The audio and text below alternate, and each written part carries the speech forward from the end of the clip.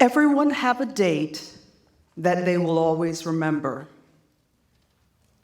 My date is April 27, 2015.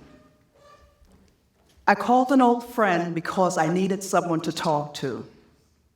And in the category of friendship, this was my fun friend, the one you call when you need a good laugh.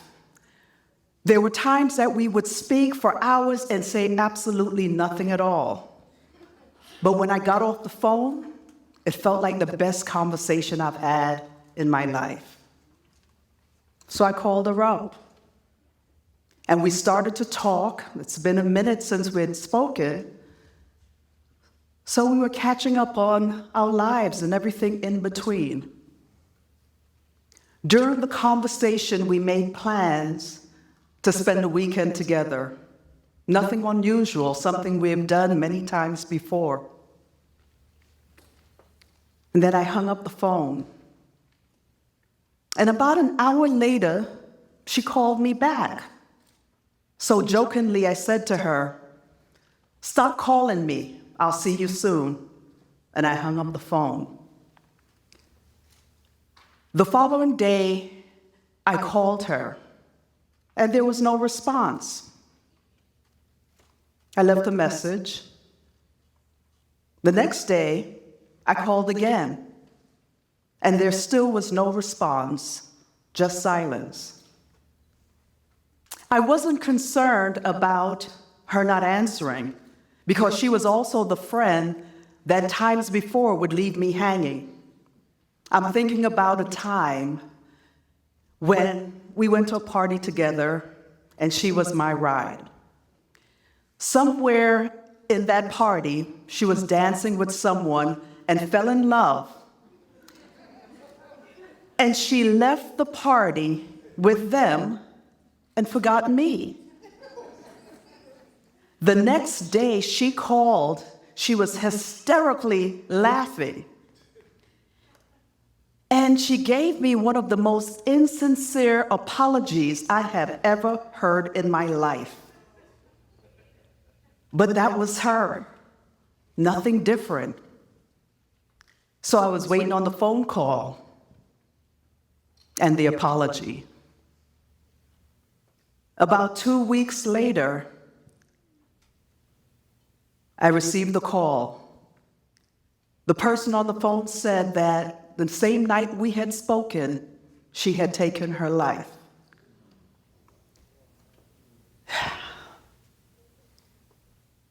I didn't blame myself for her death. I was shocked by it. I thought, how is it 20 years of friendship and I couldn't even hear what she was saying? How could I have missed it? How could I have not felt it? Was that why she called back that second time? I was a therapist. I am a therapist. And I speak to strangers every day for 1 hour and give them support and guidance. I didn't feel like much of a therapist. And she was my friend, and I didn't feel like much of a friend. I was stuck. For more than 1 year, I went on her Facebook pages, every social media platform. I listened to messages she had left on my phone before. I went on every documentation that I can find just to capture something. I was asking myself all these questions and constantly saying, how could I have missed it? I was searching for answers that never came. And all along, blaming myself because I missed it. What happened hurt, but what I added to it kept me stuck. Then one day, I was talking to a patient who had lost her daughter.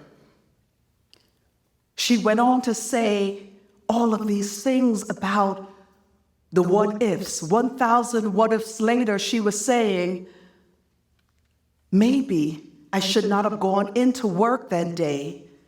I should have worked from home because that was an option. Why didn't I take it? Because she blamed herself, saying that maybe if I had gone into her room the night before, I could have somehow sensed something that was never stated or expressed. And as I listened to my patient, I heard my story in her story.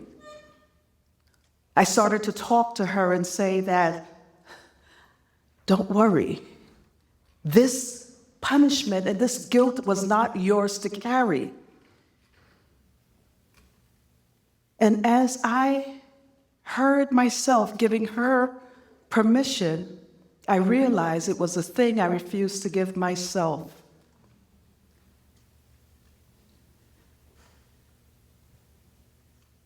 Acceptance is knowing what is real without adding punishment. You're not approving. You're not excusing. And you're not minimizing. You're releasing the extra weight. My friend died, and that was true. But I was never responsible to be all-knowing. What story are you adding to? Where are you stuck? What punishment are you giving yourself that was never yours to carry? I went back to my friend's Facebook page, and this time I saw something I didn't see before. It was a message embedded in her title that says, my favorite quotes.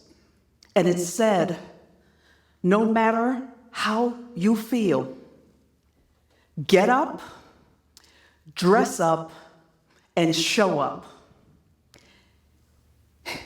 This time when I read that, my heart was filled with laughter because I was sure of this. I was sure that she placed that on her page because she knew one day I would need it and I will finally read it.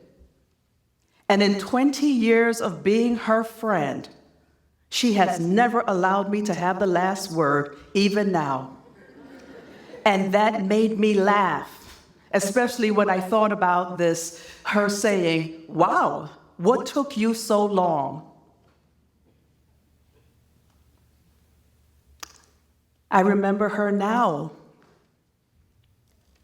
her amazing big smile, and how she lived her life out loud. I remember all the trips we took.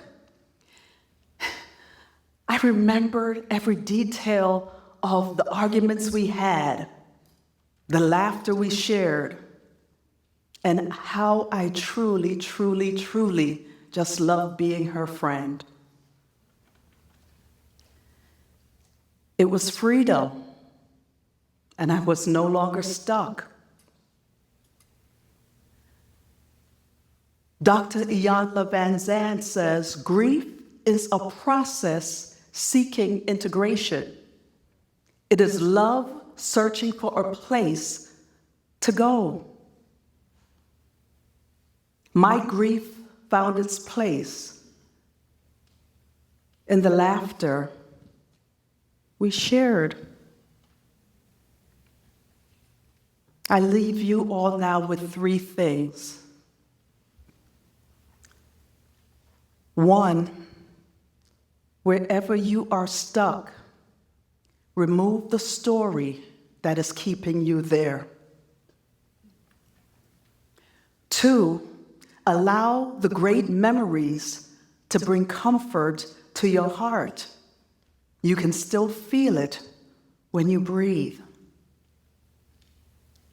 And 3, when you need someone to talk to, pick up the phone and call an old friend and say, please give me 8 minutes.